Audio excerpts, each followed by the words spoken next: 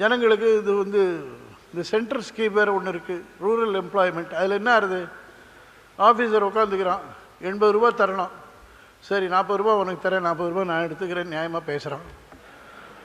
வந்து அவன் கையெழுத்து போட்டு போயிடலாம், வேலை பண்ண வேண்டாம். எம்ப்ளாய்மெண்ட்டுன்னு பேர், ஒரு வேலையும் கிடையாது.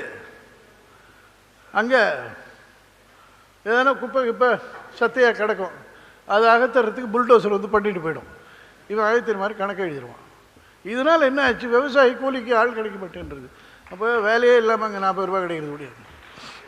மணப்பாற மாடு கட்டி மாய வர ஏறு கூட்டி வயக்காட்ட உழுது ஓடு சின்ன கண்ணு, பசுந்தலைய போட்டு பாடுபடு செல்ல கண்ணு, பசுந்தலைய போட்டு பாடுபடு செல்ல கண்ணு.